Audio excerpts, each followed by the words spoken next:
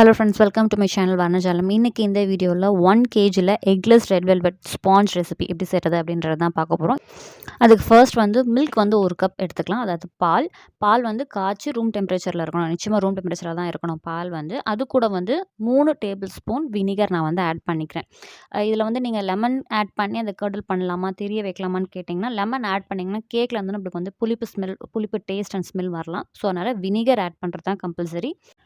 எனக்கு 3 டேபிள் ஸ்பூனுக்கு அதிகமாகவே 1 டேபிள் ஸ்பூன் நான் எக்ஸ்ட்ராவாக ஆட் பண்ணியிருந்தேன். நீங்கள் ஃபர்ஸ்ட் 3 டேபிள் ஸ்பூன் ஊற்றி பாருங்கள். அதில் பால் தெரிஞ்சிருச்சுன்னா அதுவே போதுமான அளவு. அண்ட் முக்கியமாக மில்க் நிச்சயமாக ரூம் டெம்பரேச்சரில் தான் இருக்கணும்.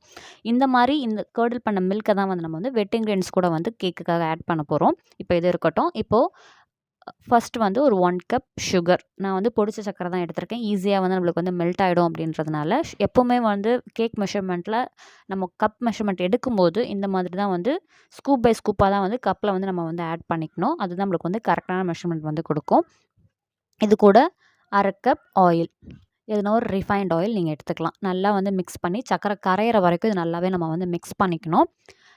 சக்கரை கரையிலனா நம்மளுக்கு கேக் ஒழுங்காக பேக் ஆகி வராது. ஸோ தட் சக்கரை ஓரளவுக்கு நல்லா கரையணும். அதனால தான் நான் டைரெக்டாக பவுடர் சுகர் எடுத்துக்கிட்டேன்.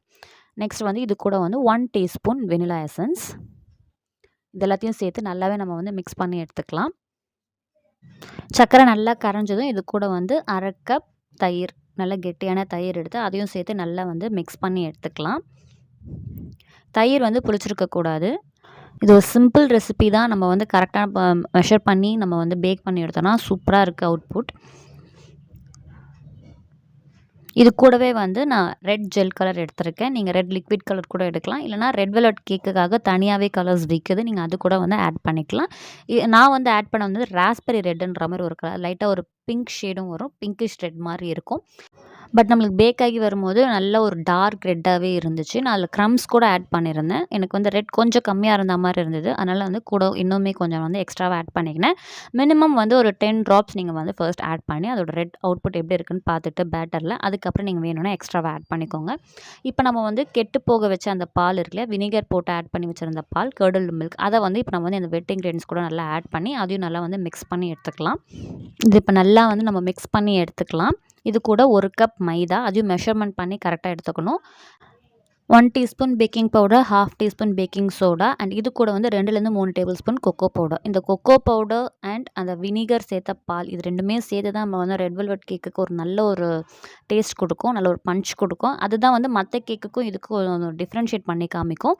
இது கூடவே சால்ட் 1 பிஞ்ச் ஆட் பண்ணிவிட்டு இந்த மாதிரி நம்ம நல்லா டேப் பண்ணிவிட்டு நல்லா ஒரு குச்சி வச்சு இருக்கிற அந்த லம்ஸ் எல்லாம் நம்ம கிளியர் பண்ணிவிட்டு 180 டிகிரி 10 மினிட்ஸ் ப்ரீஹீட் பண்ண ஓடிஜியில் 150 to 160 டிகிரியில் 30 to 35 மினிட்ஸ் பேக் பண்ணி எடுத்திங்கன்னா சூப்பரான red velvet sponge cake eggless sponge cake நமக்கு சூப்பராக ரெடி ஆகிடும். நீங்கள் அப்பப்போ ஓவன் பேக் ஆகும்போது பேக் ஆகிடுச்சான்னு ஓப்பன் பண்ணி பார்க்கக்கூடாது. So eggless red velvet cake சூப்பராக ரெடி ஆகிடுச்சு. இது நான் ஒரு 3 kg பர்த்டே ஆர்டருக்காக தான் பண்ணியிருந்தேன். ஸோ இது கூட நான் க்ரீம் சீஸ் ஃப்ராஸ்டிங் விப்பிங் க்ரீமில் ஆட் பண்ணி க்ரீம் சீஸ் ஆட் பண்ணி அந்த ஃப்ராஸ்டிங்காக செஞ்சுருந்தேன். நார்மல் விப்பிங் க்ரீம் ஃப்ராஸ்டிங்காக செஞ்சுருந்தேன். அதுக்கு ஃபர்ஸ்ட் ஒரு 1 கப் மில்க்கை நான் செஞ்சுருந்த மாதிரி லெமன் இல்லைனா வினிகர் போட்டு கர்டில் பண்ண வச்சிடலாம். கர்டில் பண்ண மில்க் கொஞ்ச நேரம் ஆன பிறகு நம்ம இது இந்த மாதிரி வடிகட்டி எடுத்துக்கலாம். வடிகட்டி எடுத்துகிட்டு நம்ம அதில் இருக்கிற எக்ஸ்ட்ரா வாட்டர்ஸை நீங்கள் வேறு எதுனா கிரேவி செய்கிறது கூட நீங்கள் தாராளமாக யூஸ் பண்ணிக்கலாம். அதை வேஸ்ட் பண்ணணும்னு அவசியம் கிடையாது. அண்ட் இதை நம்ம கொஞ்சம் நேரம் அப்படியே செட்டில் ஆகணும்னு வச்சிடலாம். அதில் ஃபுல் தண்ணியை வெளியே வரணுமோ அவசியம் கிடையாது. பன்னீர் மாதிரி நம்ம இது செய்ய போகிறதில்ல. இது ஜஸ்ட் இந்த சீஸ் க்ரீம். ஸோ இந்த க்ரீமில் நம்ம சுகர் ஆட் பண்ணி கொஞ்சமாக மில்க் ஆட் பண்ணி நல்லா பீட் பண்ணி எடுத்துட்டோம்னா நமக்கு சீஸ் க்ரீம் ரெடி ஆகிடும்.